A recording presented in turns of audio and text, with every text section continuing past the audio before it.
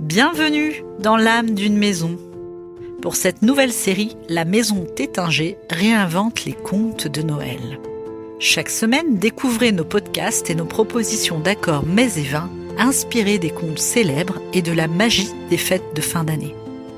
Laissez-vous porter et découvrez le petit bonhomme de pain d'épices et son évocation par Vitaly Tétinger. Le petit bonhomme de pain d'épices. Le repas était prêt, le film choisi et leur lit fait. Il n'y avait plus que le dessert à préparer et tout serait parfait. Ce n'était pas tous les soirs que ses neveux venaient dormir chez elle et Luna s'était activée toute la journée pour que la soirée soit inoubliable. Dans 2 heures, ils seraient là, ce qui laissait amplement le temps à la jeune femme de cuisiner leur gâteau préféré, un délicieux pain d'épices. D'autant que pour l'occasion, elle avait acheté un moule permettant de lui donner la forme d'un petit bonhomme. Pour des enfants, ça ne pouvait être que source d'émerveillement. Luna fit sa préparation, la versa dans le moule en question et décida d'y ajouter une petite touche de fantaisie. Sur ce qui faisait office de tête, elle déposa donc 2 raisins secs pour symboliser les yeux. Sur son buste, elle lui dessina une magnifique veste en crème fouettée et vint y ajouter 2 bonbons violets en guise de boutons. Pour finir, à l'aide d'un coulis de fraises, Luna traça un grand sourire qui donnait au petit bonhomme un air légèrement moqueur.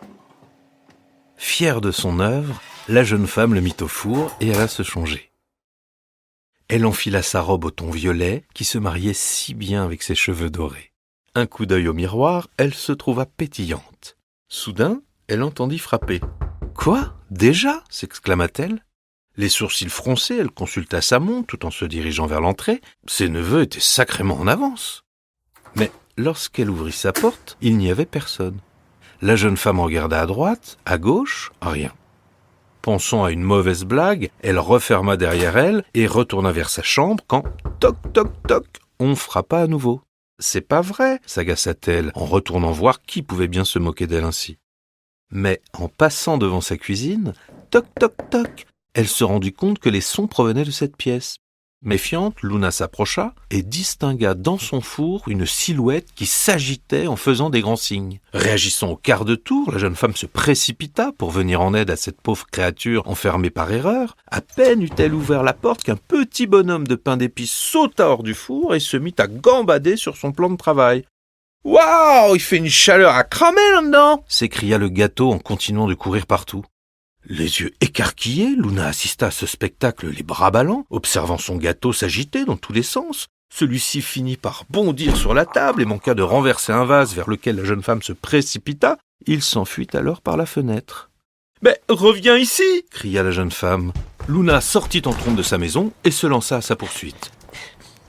La nuit commençait à tomber, mais les lueurs mauves de la lune permettaient de distinguer le petit bonhomme qui filait comme le vent tout en chantonnant « Courez, courez, tant que vous voudrez, courez, courez, mais jamais vous ne m'attraperez. » « C'est ce qu'on va voir !» marmonna Luna en accélérant. Zigzagant entre les maisons, le petit pain d'épices s'amusait à narguer tous ceux qu'il croisait sur son chemin. « Et toi, le cochon, je suis sûr que jamais tu pourras m'attraper !» Blessé dans son orgueil, l'animal émergea de sa flaque de boue et se mit à courser le gâteau. « Non seulement je vais t'attraper, lui dit-il, mais je vais surtout te manger. » Le pain d'épices accéléra encore, mais Luna et son nouvel allié ne lâchèrent rien.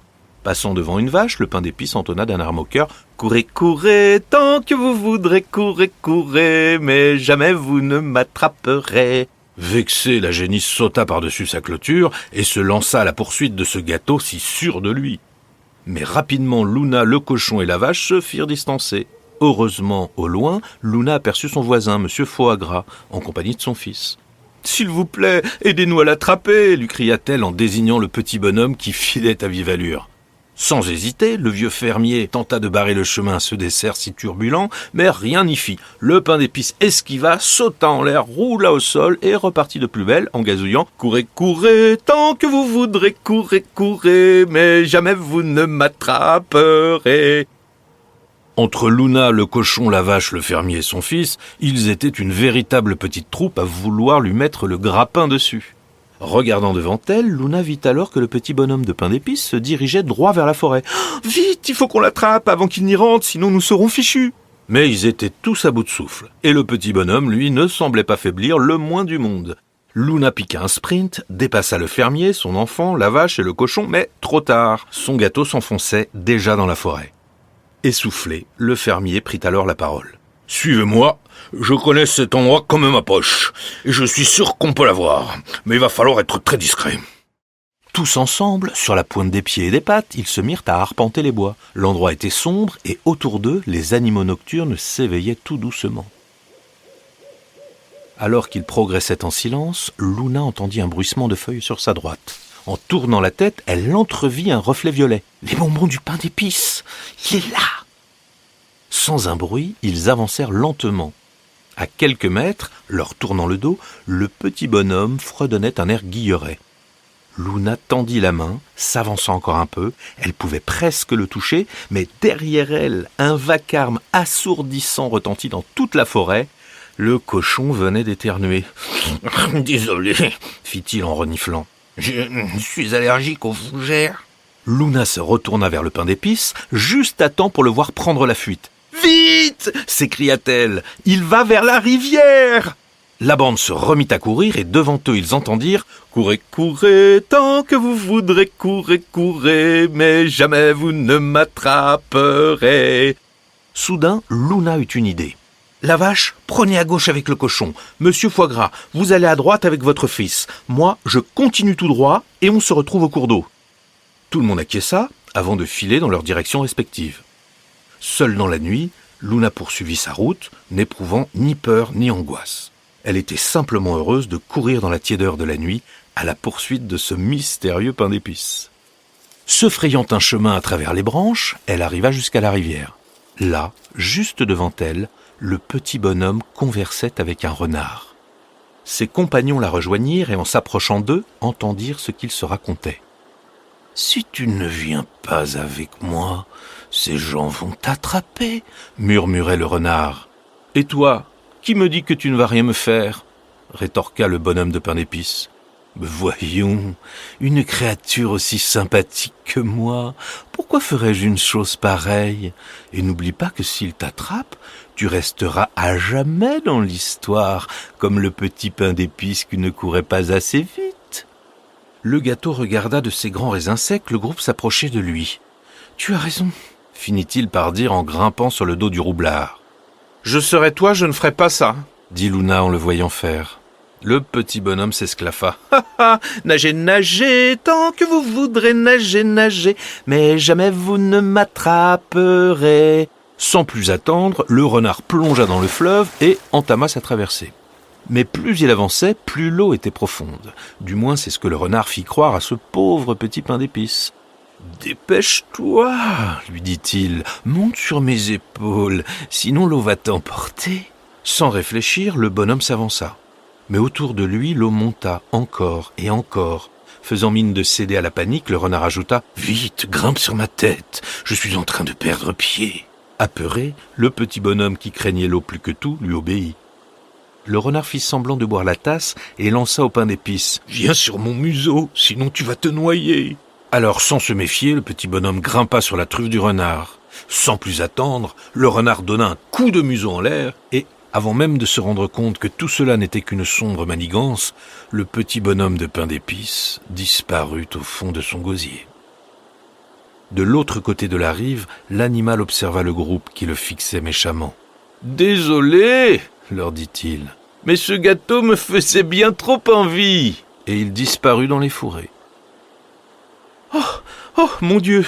dit-elle catastrophée, « mes neveux vont arriver, il faut que je rentre. Merci encore pour votre aide. » Laissant ses nouveaux amis sur la berge, elle repartit rapidement en sautillant à travers la forêt. Elle était à peine arrivée chez elle quand, toc toc toc, quelqu'un frappa à sa porte cette fois.